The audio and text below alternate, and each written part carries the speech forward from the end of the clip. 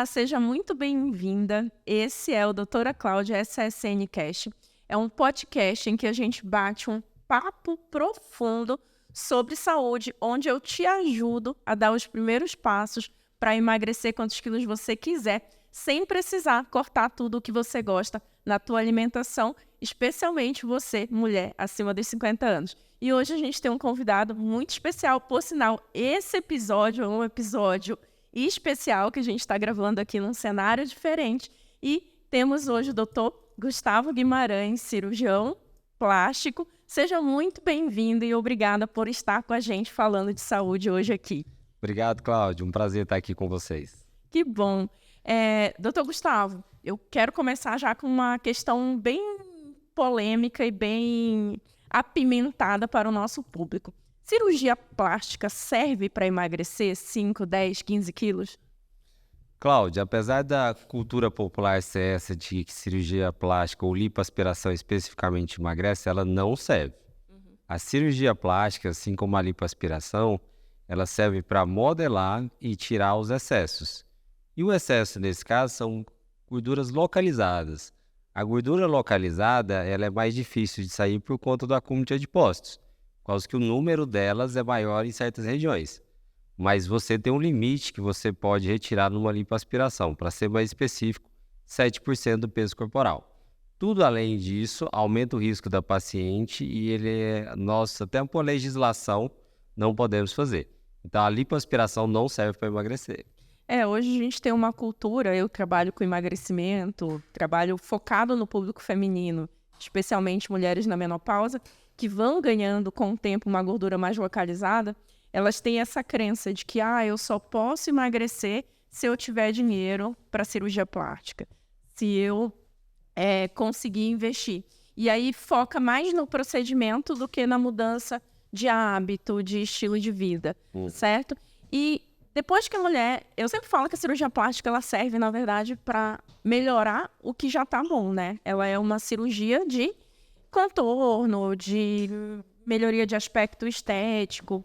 Hoje, quando a gente fala 7% do peso, só para traduzir para essa mulher, por exemplo, se ela pesa 100 quilos, eu poderia tirar até 7 quilos. 7 quilos, né? Então, mais do que isso, você vai aumentar muito o risco.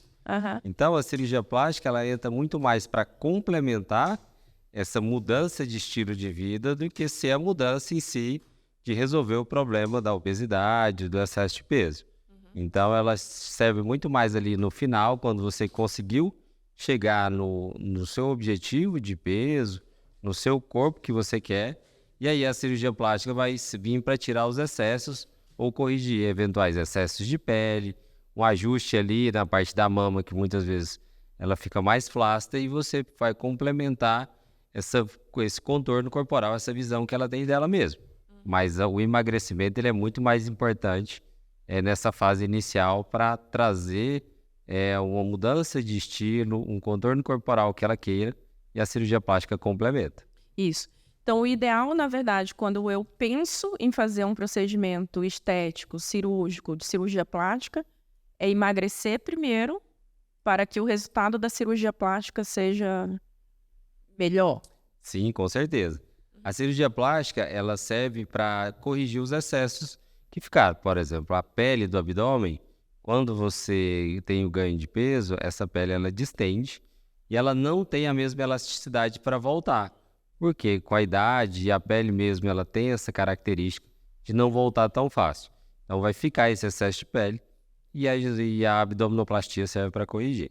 No caso da mama, a mesma coisa. A mama ela tem um componente gorduroso.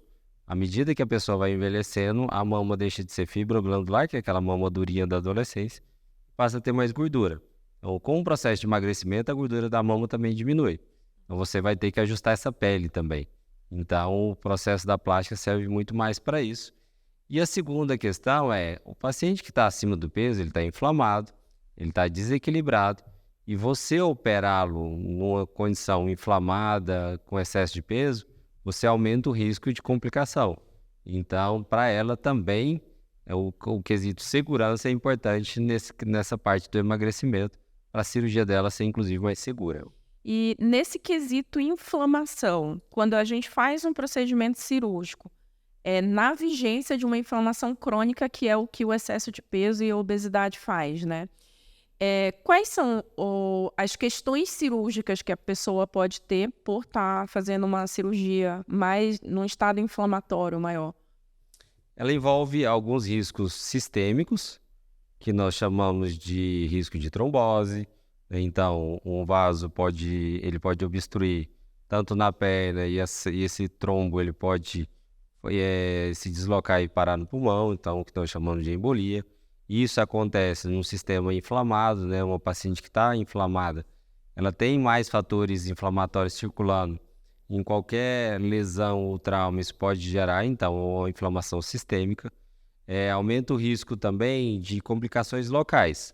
Então, aumenta o risco de uma infecção, você aumenta o risco de uma cicatrização ruim, que a gente chama de deiscência, que é quando abre os pontos, e até risco de necrose, porque essa pele inflamada, a vascularização dela está mais comprometida.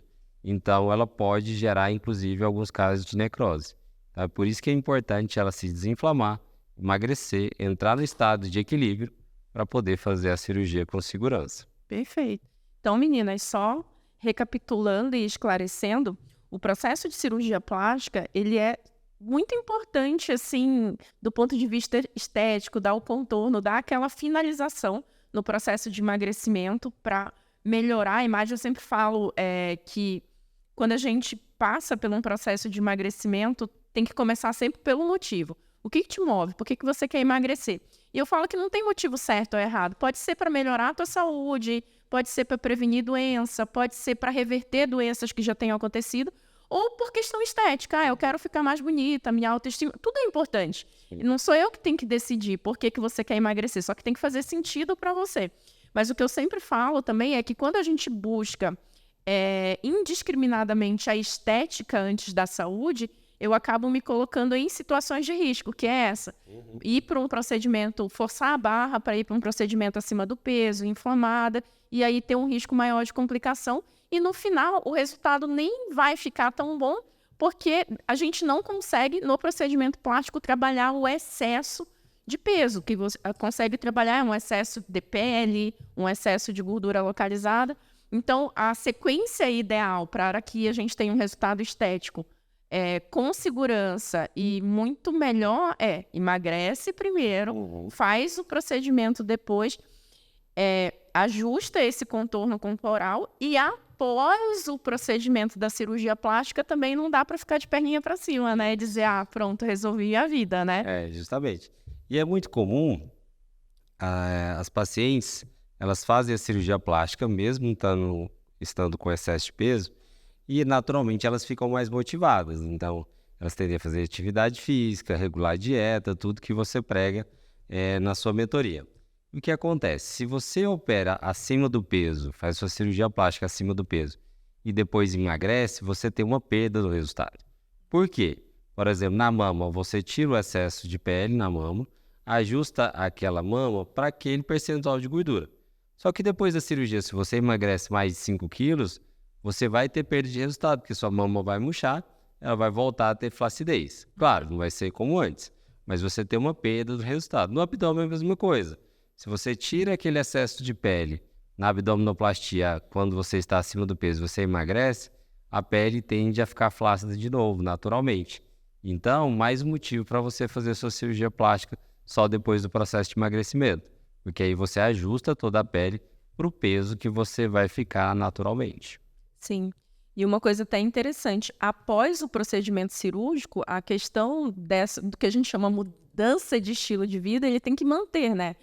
Porque muita gente acha que depois que faz a cirurgia plástica, beleza, ajeitei, então agora eu não preciso mais me preocupar com a atividade física, com a manutenção do peso, e aí eu não vou engordar. Inclusive, por curiosidade, eu estava te falando antes da gente sentar aqui, eu mesma passei por isso. Lá quando eu tinha 27 anos de idade, eu fiz lipoaspiração, fiz prótese de mama e engordei 50 quilos depois dessa cirurgia. Ou seja, lipo nem se fala, né? Foi pro beleléu, mas a mama, eu engordei muito num período ainda de pós-operatório recente, a prótese virou, não quis mais fazer cirurgia, eu tenho prótese virada até hoje, Mas, assim, imagina, eu sendo médica, eu tendo acesso à informação, e eu entrei num processo de ganho de peso em que a cirurgia plástica Justamente. não segura, porque ela por si só não é o que resolve a nossa vida, né?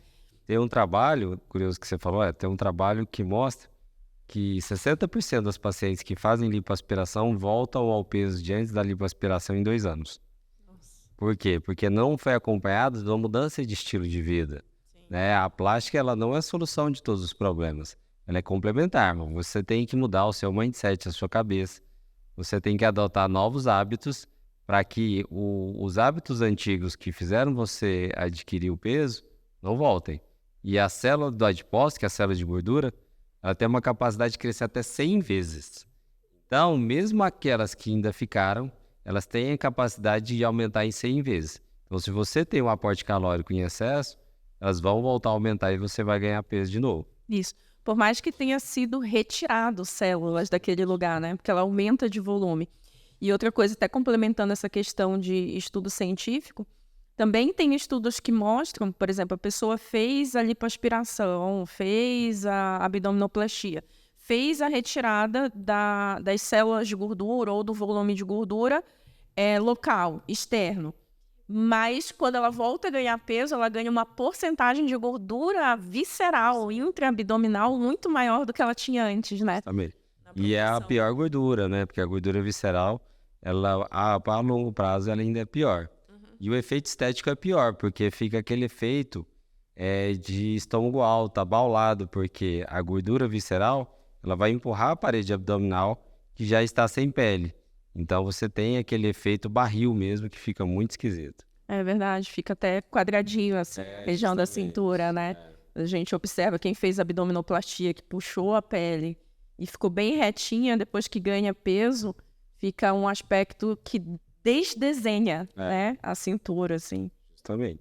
Eu tenho, inclusive dentro da mentoria lá, eu tenho muitas alunas que passaram por um primeiro processo de emagrecimento, fizeram abdominoplastia, ou entraram com a abdominoplastia numa fase que começou a fazer ganho de peso ali no período de pós-menopausa, que é muito comum, né, mudar, com a diminuição do estrógeno, tem um direcionamento de depósito de gordura diferente, né? E a mulher passa a ganhar mais visceral e na região abdominal, então vem a barriguinha. E aí, nessa situação, tem muitas mulheres que já fazem a cirurgia plástica na tentativa de resolver isso, mas sem a associação do estilo de vida. Aí passa 2, 3 anos, continua ganhando peso, 10, 15 quilos, e aí perde todo o desenho ali do que foi feito na cirurgia plástica. E aí eu tenho muitas alunas assim também, que falam, eu tô perdendo a minha cirurgia plástica porque eu voltei a engordar. E aí entram no programa com esse objetivo de voltar a redesenhar o corpo com emagrecimento de novo. Justamente, porque esse redesenho, ele acontece por fatores hormonais e por fatores também das células de gordura que sobraram. Então é muito comum, às vezes, o paciente vai engordar muito o bumbum, os braços ficam muito grandes, as costas, que é uma queixa comum. Porque ali a quantidade de lipoaspiração ela é menor, então naturalmente ficam mais adipócitos. E aí dá esse efeito mesmo. Sim. E até aproveitando, que provavelmente as meninas devem ter dúvida aí que estão assistindo a gente, qual é a diferença da lipoaspiração para abdominoplastia para o que está na moda agora, a LipoLed? O que cada uma faz? Né? A abdominoplastia, ela consiste em você tirar o excesso de pele do abdômen.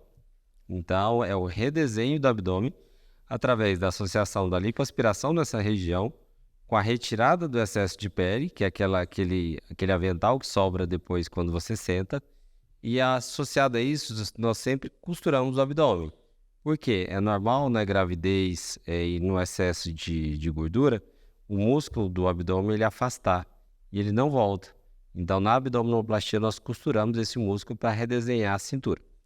E a lipoaspiração consiste no processo de retirar essa gordura, sem corte. É apenas um pequeno furinho de 2 a 3 milímetros, onde nós retiramos todo esse excesso de gordura. A LipoLed ele é o avanço da lipoescultura, onde nós redesenhamos a pele baseado em luz e sombra, para mimetizar a estrutura do músculo ou evidenciar a estrutura do músculo porque o músculo ele tem depressões e tem partes mais projetadas. Então a lipo LED ela serve para você redesenhar ela nesse formato aí mais anatômico, mais bonito. Porque o formato reto não é natural. Então você redesenhar as linhas do abdômen é o que a lipo LED faz. E detalhe, a lipo LED ela não pode ser feita para substituir a atividade física, né? Muita gente acredita e você vê alguns resultados ruins, é porque pessoas que não têm um porte atlético, não têm uma estrutura atlética, querem desenhar esse músculo. E no final fica antinatural e a plástica, a mais bonita, é quando fica o resultado mais natural possível. Perfeito. E aí, a indicação, qual é a diferença de uma para outra? Quem é que é candidato a fazer uma ou fazer outra? A candidata à abdominoplastia, que é a cirurgia que tem um corte, é sempre pacientes que têm excesso de pele. Então, aquela paciente que tem um abdômen, quando senta, ele sobra. Quando a pele do umbigo, você já nota uma flacidez, mesmo quando ela está em pé. Então, tudo isso são fatores que evidenciam o excesso de pele. Claro, só o cirurgião plástico vai poder te dizer isso com certeza. Mas na avaliação você já consegue ver isso. Se é aquela pele durinha, onde você pega, você só sente gordura, aí a lipoaspiração provavelmente é o mais indicado. Sim, que legal. Então, às vezes, uma perda de peso maior, de 20, 15, 30 quilos, talvez só resolva com abdominoplastia mesmo, né? Justamente, porque esse processo de expansão da pele e depois ela voltar, geralmente sobra pele. E até porque você leva, muitas vezes, quando é 15, 30 quilos, você levou algum tempo construindo esse excesso de peso, né? 4, 5 anos, e aí, quando emagrece, a pele também já ela acostumou num cenário diferente, né? Muito rápido isso. Perfeito. E para mulher com mais de 40 anos, é importante lembrar da suplementação de colágeno para melhorar a qualidade da pele, não ter medo de ter um emagrecimento com flacidez. E eu tenho o apoio e parceria da Nutrosup, que tem um colágeno que é bombado, vamos dizer assim, com resveratrol, antioxidante, componentes anti-inflamatórios. E para você que é minha seguidora aqui, a gente tem sempre desconto. Aqui na descrição vai ter o link do colágeno e você pode fazer a tua compra com desconto. Sempre tem um desconto especial, diferente para você que entra por aqui. E só lembrando que você pode comprar aonde você quiser, que aqui é só uma sugestão, se você quiser usar desse benefício dessa parceria do desconto. É um colágeno que eu conheço a formulação, ela tem todos esses benefícios aí e é ótima para a saúde, principalmente no emagrecimento da menopausa. Você, quando alia nutrientes básicos, por exemplo, o colágeno, ele não se fixa em nenhum lugar sem vitamina C, por exemplo, e esse colágeno tem a vitamina C. Então, só para dar um exemplo. Então, independente de ter um colágeno que a suplementação é focada na pele, vamos supor, só o fato de você ter a composição de micronutrientes, né, que são vitaminas e minerais, fazem com que o colágeno consiga se fixar no lugar onde ele tem que fixar. E aí já estimula através de uma suplementação e de uma alimentação de boa qualidade para que cada colágeno vá ocupar o seu lugar. Gustavo, obrigada. Fala o teu @, do teu Instagram para as meninas te seguirem. Quem quiser conhecer mais, o meu Instagram é @Dr. Gustavo Guimarães DF. Eu sempre trago conteúdos, notícias, coisas sobre a cirurgia plástica. Não podem seguir lá e me mandar um direct que eu vou ter o maior prazer em responder. E você, mulher, obrigada por ter assistido esse podcast até aqui. Curte, compartilha, manda para uma amiga. Vamos fazer uma corrente do bem aqui para esclarecer questões de saúde e emagrecimento na menopausa. E eu te espero no próximo episódio. Um beijo, até lá.